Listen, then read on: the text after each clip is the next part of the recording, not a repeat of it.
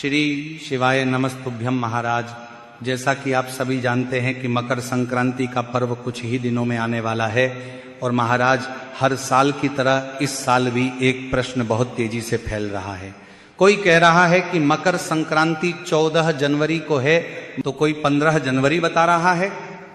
ऐसे में महाराज आम श्रद्धालु पूरी तरह असमंजस में पड़ जाते हैं कि आखिर हम किस दिन मकर संक्रांति का पर्व मनाएं, किस दिन स्नान दान करें और किस दिन खिचड़ी बनाएं। इसी के साथ महाराज इस साल मकर संक्रांति के साथ साथ एकादशी की तिथि भी पड़ रही है। अब आप सोचेंगे कि एकादशी आने से मकर संक्रांति पर क्या फर्क पड़ेगा, तो महाराज आप सभी जानते ही हैं कि मकर संक्रांति के दिन विशेष रूप से खिचड़ी का ही दान किया जाता है और खिचड़ी जो है ये कच्चे चावल और कच्चे मूंग की दाल से बनाई जाती है और इसी खिचड़ी का दान किया जाता है। लेकिन महाराज इसी दिन साल की पहली षट्तिला एकादशी भी पड़ रही है, इसीलिए भक्तों के मन में यह प्रश्न भी आ रहा है कि इस साल खिचड़ी का दान न करें तो फिर क्या दान करें जिससे कि हमें पूर्ण फल प्राप्त हो। तो महाराज मकर संक्रांति का सीधा संबंध सूर्य से है।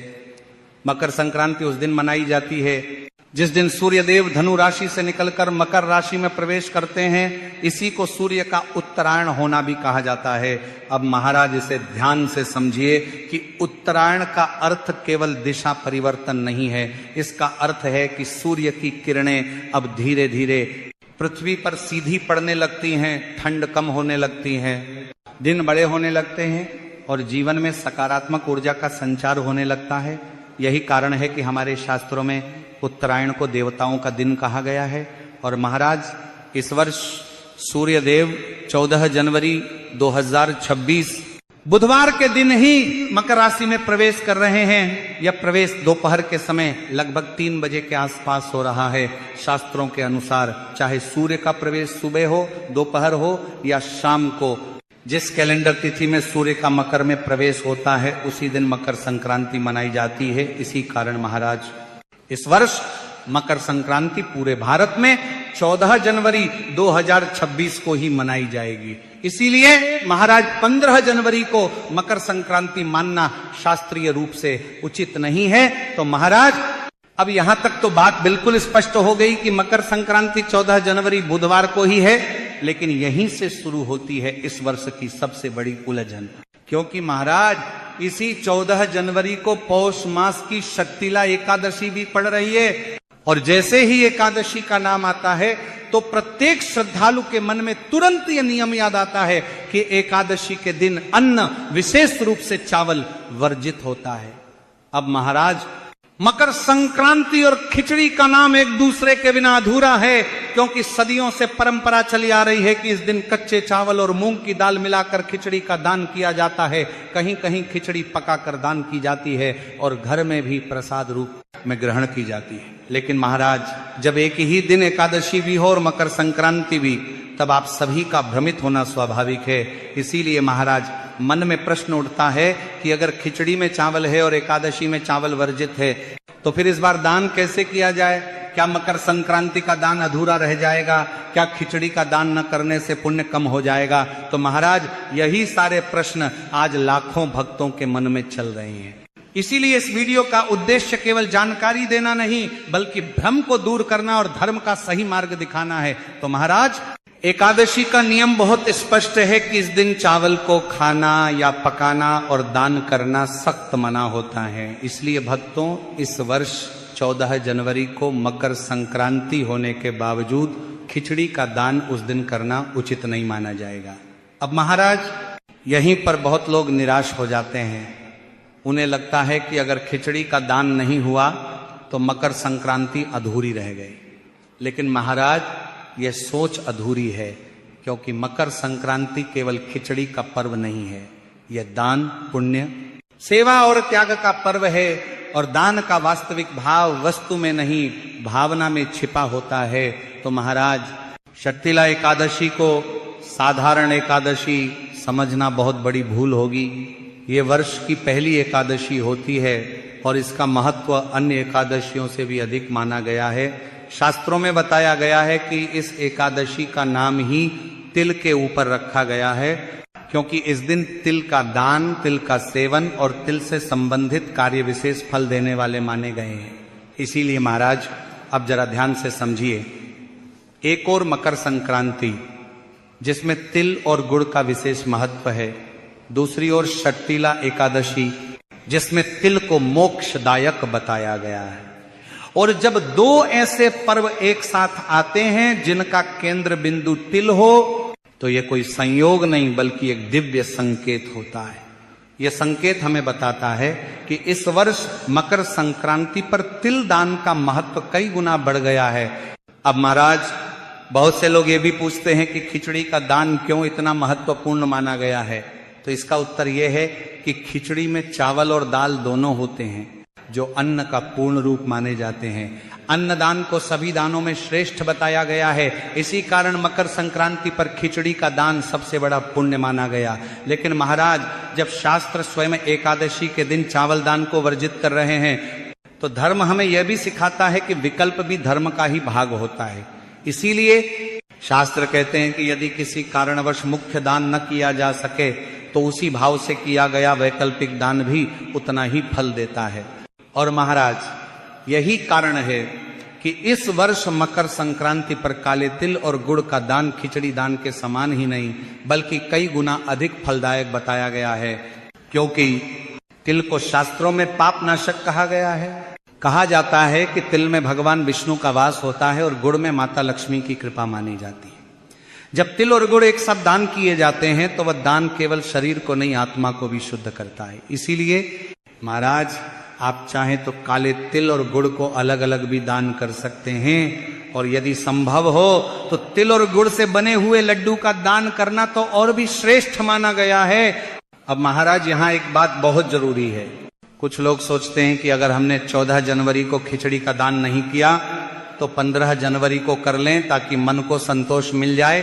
तो भक्तों, शास्त्रीय रूप से देखें तो 15 जनवरी को खिचड़ी का दान किया जा सकता है, उसमें भी कोई दोष नहीं है।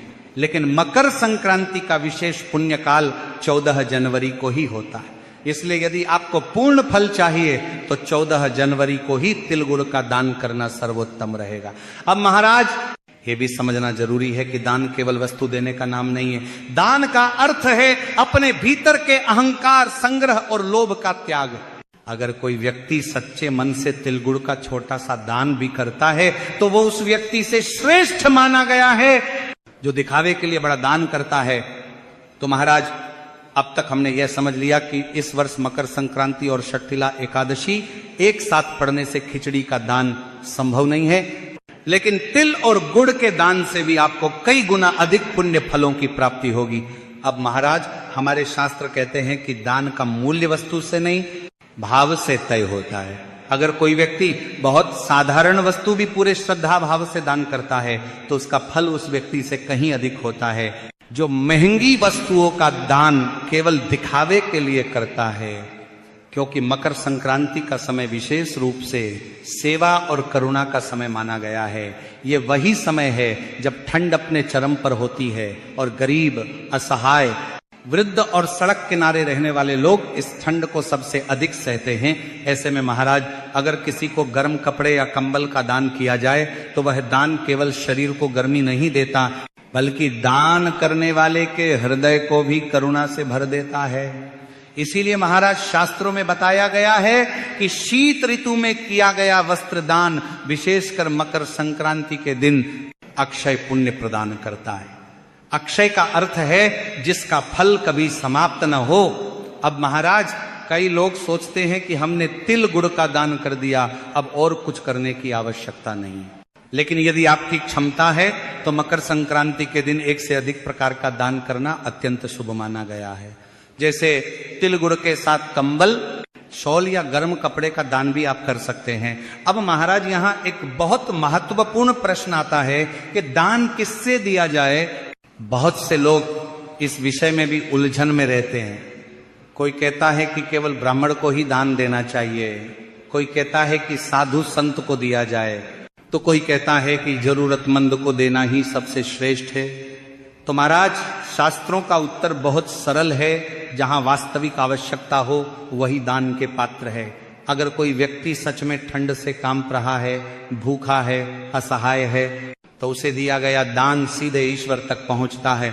महाराज, स्वयं भगवान श्री कृष्ण ने गीता में कहा है कि जो मेरी बनाई हुई सृष्टि की सेवा करता है वही वास्तव में मेरी पूजा करता है। इसलिए आप तिल गुड़ का दान किसी गरीब व्यक्ति को दें, कंबल किसी जरूरतमंद को दें, या मंदिर जाकर पंडित जी को दक्षिणा दें, तीनों ही प्रकार का दान पुण्यदायक है। महाराज, अब बात करते हैं दक्षिणा की। अक्सर लोग दान में केवल वस्तु दे देते हैं और दक्षिणा देना भूल जाते हैं, लेकिन शास्त्र कहते हैं कि कोई भी दान बिना दक्षिणा के अधूरा माना जाता है। दक्षिणा का अर्थ यह नहीं है कि बहुत बड़ी राशि दी जाए, दक्षिणा का अर्थ है दान में हुई किसी भी कमी को श्रद्धा से पूरा करना।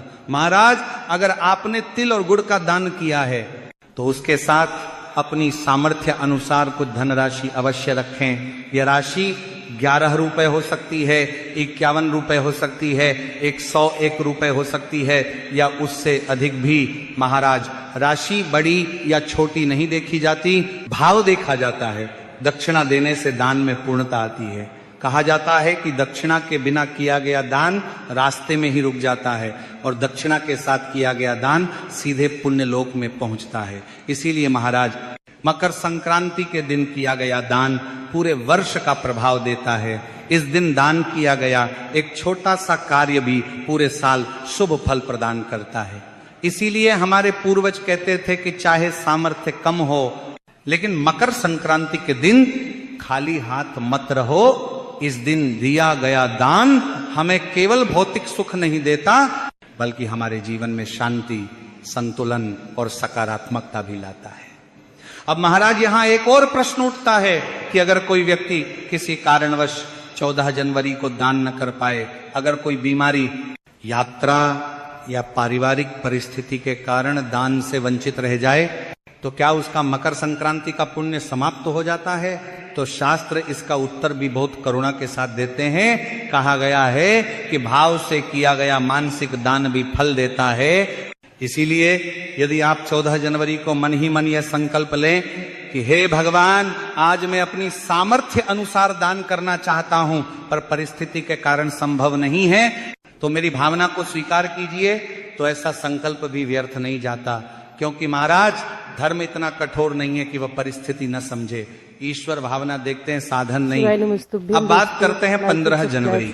बहुत से लोग ये पूछते हैं कि क्या 15 जनवरी को खिचड़ी का दान किया जा सकता है? तो महाराज, शास्त्रीय दृष्टि से उत्तर यह है कि हाँ, 15 जनवरी को खिचड़ी का दान किया जा सकता है। उसमें कोई दोष नहीं है, क्योंकि उस दिन एकादशी नहीं है। लेकिन यह समझना जरूरी है कि 15 जनवरी को किया गया खिचड़ी दान मकर संक्रांति विशेष पुण्य नहीं देगा, बल्कि वह सामान्य अन्नदान के पुण्य में ही गिना जाएगा। इसीलिए यदि कोई व्यक्ति ये सोचकर 15 जनवरी को खिचड़ी दान करता है कि मैंने मकर संक्रांति का दान कर लिया, तो यह सोच शास्त्र सम्मत नहीं है। मकर संक्रांति का विशेष पुण्य काल 14 जनवरी को ही है, और इस वर्ष उस पुण्य काल में तिल गुड़ वस्त्र कंबल और सेवा का दान ही श्रेष्ठ माना गया है। महाराज, अब कुछ सावधानियां भी जान लेना बहुत आवश्यक है। दान करते समय कभी भी अहंकार न रखें। दान देते समय किसी को नीचा न दिखाएं। दान देकर उसका प्रचार न करें। शास्त्र कहते हैं कि जो दान दिखावे के लिए किया जाता है वह पुण्य नहीं, केवल समाज की प्रशंसा देता है। इसीलिए दान हमेशा दाएं हाथ से करें और मन शांत रखें। दान देते समय मन में किसी प्रकार की खिन्नता या मजबूरी का भाव न हो। और महाराज, दान कभी भी सूर्यास्त के बाद नहीं करना चाहिए। विशेषकर मकर संक्रांति जैसे पर्व पर प्रातः स्नान करके स्वच्छ वस्त्र धारण करके दान करना सबसे उत्तम माना गया है। महाराज, अब अंत में एक बहुत सुंदर बात, मकर संक्रांति केवल दान का पर्व नहीं है, ये दिशा बदलने का पर्व है। जैसे सूर्य अपनी दिशा बदलता है, वैसे ही हमें भी अपने जीवन की दिशा बदलनी चाहिए। क्रोध से शांति की ओर, लोभ से संतोष की ओर, और स्वार्थ से सेवा की ओर। अगर इस मकर संक्रांति पर आपने अपने भीतर थोड़ा सा भी सकारात्मक परिवर्तन कर लिया, तो समझिए कि आपने सबसे बड़ा दान कर दिया। महाराज, अंत में यही कहना चाहूंगा कि इस वर्ष 14 जनवरी 2025 बुधवार के दिन ही मकर संक्रांति है। एकादशी होने के कारण चावल और खिचड़ी का दान इस दिन न करें। इसके स्थान पर तिल गुड़ के लड्डू, कंबल, वस्त्र और सेवा का दान करें। दान के साथ सामर्थ्य अनुसार दक्षिणा अवश्य रखें। और महाराज, अगर अब भी आपके मन में कोई प्रश्न है तो आप निसंकोच कमेंट में पूछ सकते हैं, और यह भी जरूर बताइए कि आप ये वीडियो भारत देश के किस कोने से देख रहे हैं। धन्यवाद। श्री शिवाय नमस्तुभ्यम। अगर आपको वीडियो अच्छी लगी हो तो आप इस वीडियो को लाइक करें, शेयर करें, चैनल को सब्सक्राइब करें। धन्यवाद।